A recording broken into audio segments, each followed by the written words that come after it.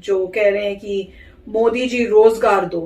तो ये दो डिफरेंट टॉपिक्स इन्होंने बात की है। अब जो एक चीज मुझे अब समझ नहीं आई, क्योंकि जिस वीडियो में हमने देखा था उसमें उन्होंने कहा था नाम तो जय हिंद। देखिए, स्टूडेंट जो अपना ट्रेंड करा रहे हैं उसको ट्रेंड कराते रहेंगे लोग। मोदी रोजगार दो और मोदी जॉब दो, दोनों को कल ट्रेंड कराना है, इसको हम लोग समझते हैं। अभी जो मोटेरा स्टेडियम है उसका नाम पर बदल के सरदार पटेल रखा गया था, अब उसका नाम बदलकर नरेंद्र मोदी स्टेडियम रख दिया गया। इसमें भी चर्चा कर लेते हैं। देखिए, दुनिया का सबसे बड़ा अगर सीटिंग कैपेसिटी के हिसाब से स्टेडियम देखिएगा तो ये पगला जो है ना किम जोंग, उत्तरी कोरिया वाला, इसकी राजधानी प्योंगयांग में दुनिया का सबसे बड़ा सीटिंग कैपेसिटी के हिसाब से मल्टी स्पोर्ट्स के लिए एक स्टेडियम बनाया गया जिसमें लगभग 1.5 लाख लोगों की बैठने की कैपेसिटी। हालांकि ये उत्तरी कोरिया यहाँ पे बहुत बड़ा मैच का आयोजन पूरी दुनिया से तो ये कटा रहता है, लेकिन ये मल्टीपर्पज का स्टेडियम है, किसी एक खेल के लिए नहीं है। वहीं अगर बात करेंगे सरदार पटेल जो स्टेडियम था, जो मोटेरा जगह पे था, जहाँ पे 24 फरवरी को 2020 कोरोना से जस्ट पहले डोनाल्ड ट्रंप आए थे और यहाँ पे नमस्ते ट्रंप वगैरह हुआ था। हालांकि मोदी जी भी गए थे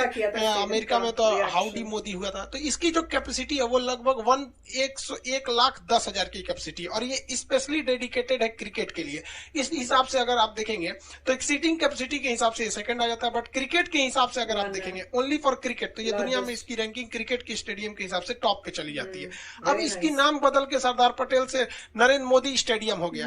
हालांकि किसी मतलब एग्जिस्टिंग प्रधानमंत्री के द्वारा ऐसा उद्घाटन मतलब थोड़ा सा ऑकवर्ड सा लगता है। और इसमें देखिएगा हद क्या हो गया कि जब क्रिकेट में 2 पवेलियन होते हैं, मतलब एक बार इस साइड से बॉलिंग होती है और फिर दूसरी बार इधर से बॉलिंग होती है, तो बॉलिंग का जो चेंज होता है, जो पवेलियन साइड होते हैं, एक का नाम रिलायंस हो गया, एक का नाम अडानी हो गया, इन दोनों लोगों के नाम पर हो गया। अब भाई इन दोनों लोग भाई बड़े बड़े उद्योगपति हैं, नो डाउट आपका देश के जीडीपी में बहुत बड़ा योगदान है, लेकिन ऐसा नहीं है कि और लोगों का योगदान नहीं है। इन दोनों छोर का नाम रिलायंस और अडानी से ज्यादा बेहतर रहता अगर टाटा और अजीम प्रेम जी के नाम पे कर देते। ये लोग भी इंडिया के टॉप इंडस्ट्रियल हैं, इन लोग का भी जीडीपी में बहुत बड़ा योगदान है।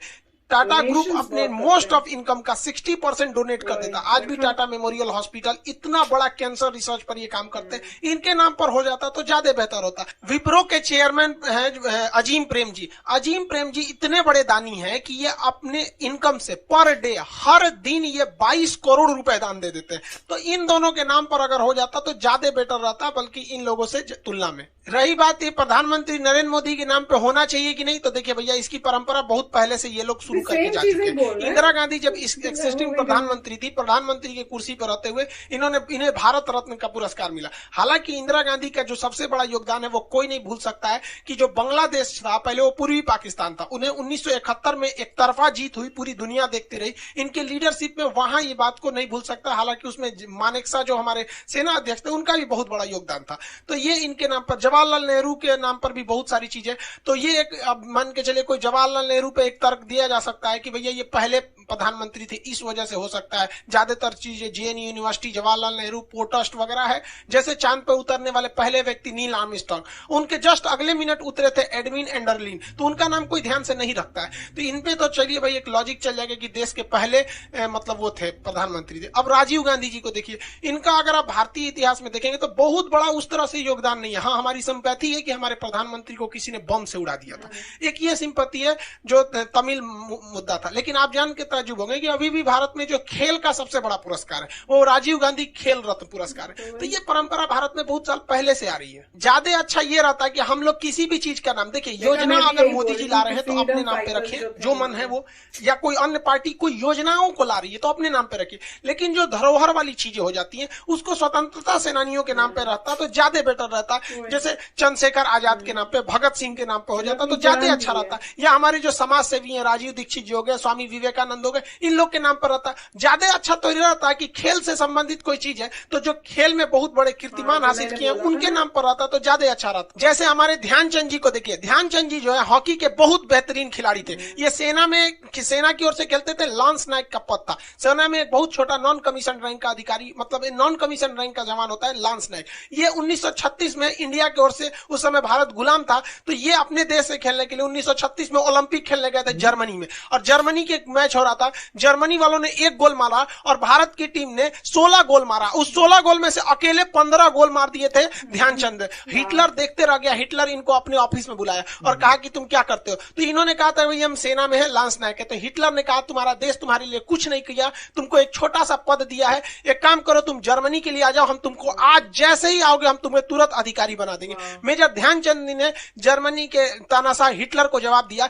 कि मेरे देश का कर्तव्य नहीं है कि वो मेरे लिए कुछ करे, ये मेरा कर्तव्य बनता है कि हम अपने देश के लिए कुछ करें। और इन्होंने अपने भारत के लिए खेलना पसंद किया। भारत सरकार ने भी इनको बहुत ध्यान दिया और इन्हें लांस नायक ले जाके आगे मेजर तक की उपाधि दी गई थी। तो इन लोगों के नाम पर अगर स्टेडियम रखे जाएंगे तो ज्यादा होगा और हमारी भी रुचि, मतलब जो लोग हैं वो खेलने में आगे बढ़ेंगे, इनसे प्रेरणा लेंगे। व्यक्तिगत रूप से अगर आप हमारी राय मानेंगे तो हमारे हिसाब से ये होना चाहिए कि अभी जो गलवान इशू चल रही है वो बहुत करंट का इशू है। अभी के वक्त में अगर कोई किसी चीज का उद्घाटन होता है तो हमारे जो गलवान में शहीद हुए थे उस वक्त में हमारे कर्नल साहब संतोष बाबू, इनके नाम पर रहता तो देश को कुछ ज्यादा गौरवान्वित महसूस होता, क्योंकि इन्होंने अपना सब कुछ दे दिया। अब मोदी जी से ऐसा कैसे हो रहा है हमको नहीं समझ में आ रहा है। मोदी जी आपकी इज्जत पता है डबल हो जाएगी। अभी आपके पास बहुत सुनहरा मौका है, आप खुद सामने आइए और खुद कह दीजिए कि हम चाहते हैं कि इस स्टेडियम का नाम हमारे नाम से बदलकर संतोष बाबू के नाम पर हो जाए या किसी पे हो जाए। आपकी जो इज्जत है ना अभी से भी डबल हो जाएगी। आपको पता नहीं कौन कौन सलाह दे रहा है, पीएमओ के ऑफिसर जो बैठे हैं सब, उनको थोड़ा सा चेंज कीजिए। आपको सब गलत गलत सलाह दे रहा है सर। आप बताइए ये नाम रखने की परंपरा क्यों शुरू हुई? हम आपसे पूछते क्यों शुरू हुई? इसलिए शुरू हुई कि जो हमारे महापुरुष हमारे समाज के लिए करके गए हैं हम उनका नाम न भूल सके। अब भैया आप तो जीवित व्यक्ति हैं, आपका नाम कौन भूल सकता है? आप सिटिंग प्राइम मिनिस्टर हैं, आपका नाम कौन भूलेगा? लेकिन हमारे देश में अजीब परंपरा चल रही है। मायावती जी भी जब मुख्यमंत्री थी तो उन्होंने भी लखनऊ के अंबेडकर पार्क में अपनी बड़ी सी मूर्ति लगा दी थी। तो ये लोग एक्सिस्ट, अभी इस सिटिंग प्राइम मिनिस्टर को कोई थोड़ी ना भूल सकता है। आपको पीएमओ वाला ना गलत गलत सलाह दे रहा है सब। हम आपको ट्विटर पर फॉलो किए हुए हैं, आप ध्यान दीजिएगा, हम आपको ट्वीट करते रहेंगे। आप लोग आपको सबको अधिकारी वगैरह को चेंज कीजिए, इसे नहीं तो नाम खराब कर देगा सब आपका। अब बात करते हैं रोजगार की इशू पे। देखिए टीचर और स्टूडेंट सब फ्रस्ट्रेशन में है। रीजन समझिए क्या है। एक स्टूडेंट अगर पूरा में पूरा मार्क्स ला रहा है तो जरा सोचिए वो किस तरह से पढ़ाई किया होगा। भूत बन के पढ़ा होगा, भूत की तरह अपने आप को भूल गया होगा, उतना पढ़ा होगा। किसी स्टूडेंट, किसी टीचर का स्टूडेंट अगर मान के चलिए 200 में 200 आ रहा है, कभी सोच रहे कि टीचर कितना मेहनत कर रहा हूं। और गार्जियन आप लोग से कहते हैं आपका लड़का जान नहीं देगा, पूरा में पूरा पा जाएगा, उसके बाद भी जॉब नहीं होगा। जरा सोचिए आप क्यों भेज रहे हैं। हाँ, गार्जियन लोग आते हैं, कभी कुछ गार्जियन नहीं आते हैं ना, रोने लगते हैं, मेरा बेटा का 3 साल हो गया जॉब नहीं हो रहा है। उस गार्जियन की गलती है या बेटा की गलती है? किसी की गलती नहीं है। एसएससी वाले ने, रेलवे वाले ने, किसी की जॉब की कहते 4 साल से पहले तो इन लोग का काम नहीं हो पाता है यहाँ पर। और बताइए भाई बच्चा क्या करेगा वहां पे? फ्रस्ट्रेशन में है बच्चा, टीचर, गार्जियन सब परेशान है। इन एसएससी वालों कोई टेंशन नहीं, रेलवे वालों को सबकी बात करें ए टू जेड वैकेंसी।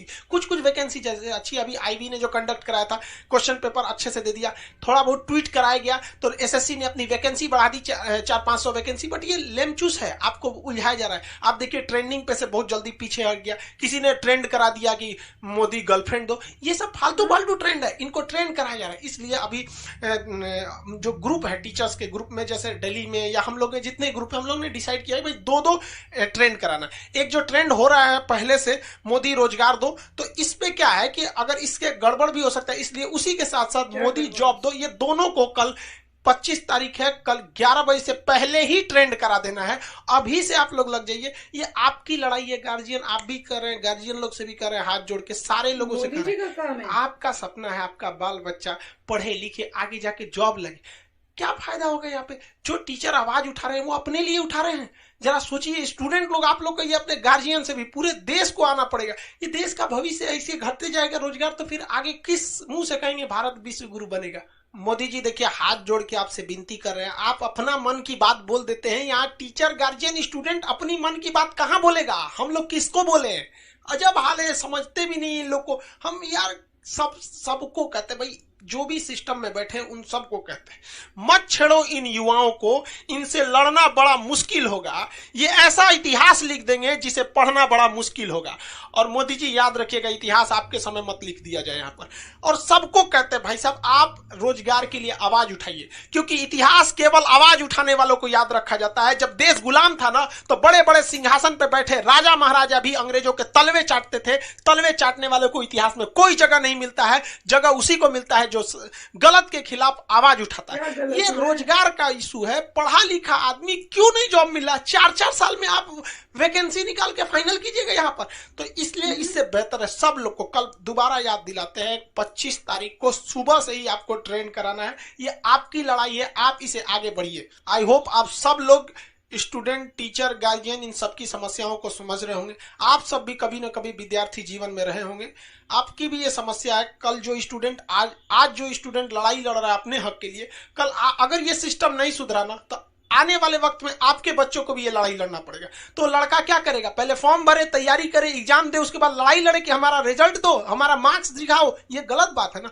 आप इसको खिलाफ आवाज उठाइए। हम मिलेंगे कल, फिर जब तक कल आपको एकदम हर हाल में इसे ट्रेंड कराना है। मिलेंगे नेक्स्ट क्लास में। जय हिंद। तो फ्रेंड्स, इन्होंने मेरे ख्याल से दो, ये जो कह रहे हैं कि मोदी जी रोजगार दो, तो ये दो डिफरेंट टॉपिक्स इन्होंने बात की है। अब जो एक चीज मुझे अब समझ नहीं आई, क्योंकि जिस वीडियो में हमने देखा था उसमें उन्होंने कहा था नाम तो गाइज आपको यह मैसअप रिएक्शन का वीडियो कैसा लगा? अपने थॉट को नीचे वीडियो के कमेंट में जरूर बताइएगा। वीडियो पसंद आई हो तो वीडियो को लाइक जरूर कर दीजिएगा। चैनल पे नए हैं तो चैनल को सब्सक्राइब जरूर कर लीजिएगा। तो थैंक यू।